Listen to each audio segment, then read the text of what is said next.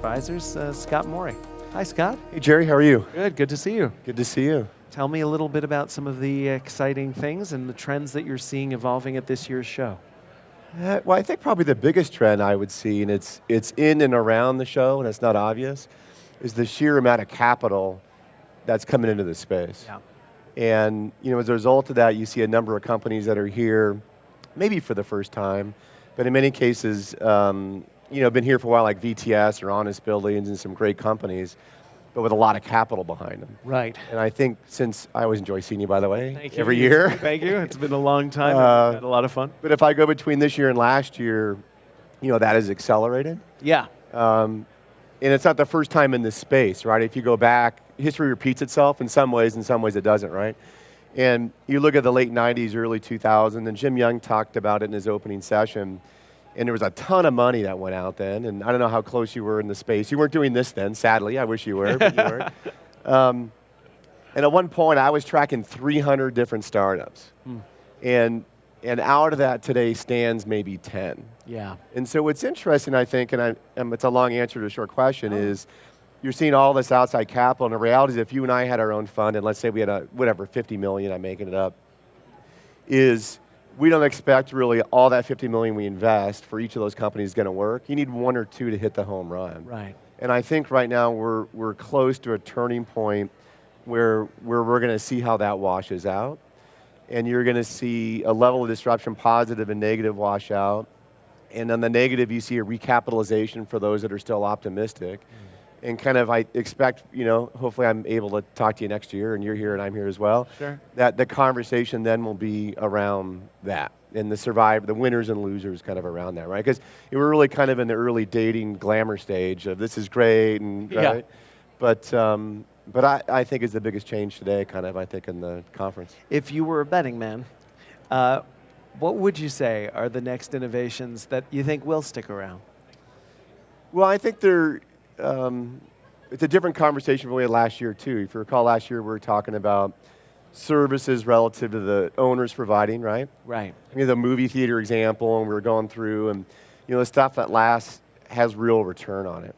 And so, without going by name, there always are inefficiencies somewhere to be captured or things to improve in a traditional sense. And so there's a lot of companies out there now that are here now, and some of which I did already mention, I think, that are solving old problems but in a new way that I think are to do quite well. I think when you look a little bit beyond the box where we're still waiting for stuff, like I'm really pretty excited about blockchain. Yeah. And if you and I talked about this last year, I'd have been, I don't know what it means. And, and certainly blockchain is being looked at as a security in liquidating, not liquidating, but really creating some liquidity around an asset. Right. It's a security, really, at the end of the day.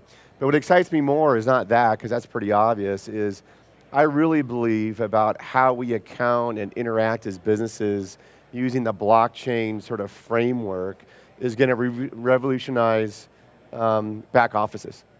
So if you think about it, if you're my tenant, right? Yeah. I'm going to send you a bill. You're going to take that bill. You're going to enter it in the system. Someone's going to approve it, look at it. Eventually, you're going to pay it. Right. I'm going to receive that payment. Someone's likely, it may or may not type in part of that. Right. I'm then going to determine how to apply it. And then there's a lot of steps. Yeah.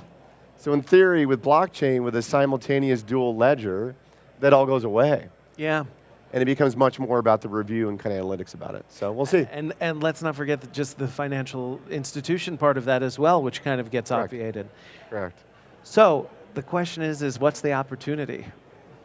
I think to get really specific in that same theme is if you look at sort of leaders on the accounting side in our space, being MRI and Yardi, primarily. We got RealPage and others leaders in certain classes or in different ways.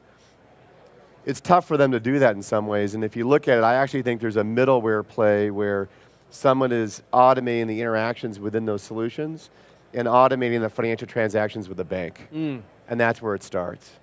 And you're seeing that idea come up in other industries, but we're always, real estate never ranks high on the list, I think,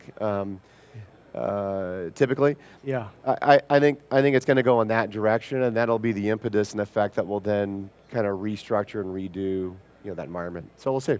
What about robotic automation? Where are you seeing it? That seems to be something we're talking a lot about here, both in the computer aspect and on the floor Correct. aspect. What are you seeing? I think it's real. I mean, I think, again, there's incremental efficiencies, and the cost of doing those some things is a little bit prohibitive relative to the returns. But we all know over time, with new ideas, they come out kind of priced high and slowly start to kind of balance out. Yeah.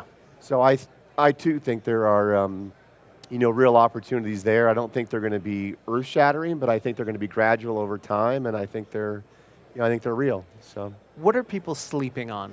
What's the smart person tracking right now that most people are not paying attention to? What is a smart person tracking? Well, I'm not that person, so you probably talked to someone. I'm not convinced you're not. I don't know. I mean, you take IT out of it, it's about what's happening within the space across the asset classes, and the uses of space are shifting, and that is an inflection point. So, retail's been hot, but now you're seeing office and industrial and these other asset classes. Multifamily is already there. Start to look at the reinvention of the physical experience, but using technology and a means to do that. And you then drive that up and you start looking at where the money's going relative to institutional and some of these large-scale kind of hedge fund guys. And there's clearly a migration to core urban, and there's clearly a migration, it's been talked about for years, but it's happening with this sort of live, work, play. Brookfield Place is a great example. You go back, 10 years, God, if you go back to 9/11, I believe they own those towers. It was half their portfolio. It's crazy, right? And you look at Brookfield now, and it's like this ginormous entity of multiples of that beyond. But they set out and said we want to have places where people can live, work, play, and entertain, that stuff. And we're going to call them places. And you can go to Brookfield Place in Toronto. You and I can go to Brookfield Place in New York. And go to. So I think you're seeing variations of that model all over the place. So if you're on retail in your malls, which I was in that industry before and still active now, they're putting office tenants in old anchors, and they're doing, more multifamily. You've got open center guys building housing units. And so that twist, right, it plays into kind of how you view the space, but then suddenly you look at solutions relative to it. And I was just a retail person, now I'm all these asset classes, and I now have to have a way to interact with these people that interact with my own properties. And Right. I think that's the most exciting part of the space. It seems that perhaps this is a natural evolution, but it seems like as the technology increases, so has the need for flexibility. Correct. And a human touch. Correct. Because that's what everyone's demanding. I don't want to just live there. I want to work there and I want to play there. And who would have known that the increase in all this technology would make us crave being able to have the owner or the operator say, we're having a class, there's a kitchen, please take a walk. It's strange. And another thing that we're noticing up here is that some of the larger companies have had to really create accelerator programs. Yep. Again, it's sort of this beneficent need that if we're going to be playing with this acceleration, we almost need to be better stewards. No, I think you're right, and there's one company on the retail side that their language is really specific, and to me it's interesting. It's Jody McLean, who's the CEO of Edens, and everyone always talks about share of wallet. Yeah. And she is like, that's second to me. I'm about share of time. And she's really specific. She's like, I want 5 hours a week. I want 3.5 visits. I want, right? Yeah. And about, creating a sense of community, but not just the sense, but the actual kind of community. Yeah. And how they're trying to position their assets. I think everyone's trying to do the same thing. Yeah. But she's the only one with that language. It's interesting to me, right? Like, share of time. You're like, share time? Like, well, of course, time equates to money, but it's not about, in their case, I really think sincerely, it's about creating this broader belonging or ownership within the communities they reside.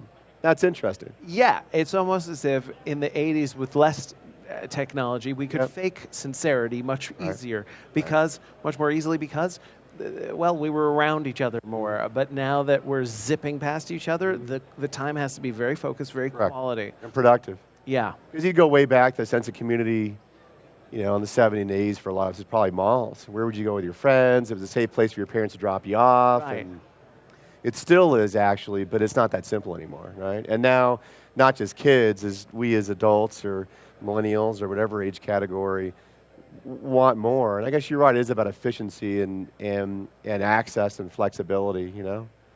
You ever get rid of your phone for a day or two? It's terrifying. Done it? I know. I'm starting to try to do it, Please though. don't talk like that around me. I'm occasionally trying to do it now. I'm on the advisory side. Maybe it's easier or something. Yeah. When was in a company running IT, like I had to be 24/7. But more people are doing it. I have 4 kids, a bunch of millennials. They don't want the smartphones. They want the flip phones. They don't want the attachment. Yeah. Now it drives me crazy when I can't reach them. Right. But I think they're onto something. So anyway. Well, it's always a lot of fun to talk to you. Is there anything else that the show needs to know about what you're doing at GPG? Any final thoughts as we? No, you closed this last year. We're just happy to help in any way that we can. We're trusted advisors for a lot of people. We enjoy the opportunities we have, and I think the trust that people give us in working with them and solving some of their problems. And it's all good. So thanks for the time. Scott, thank you so much. Sure.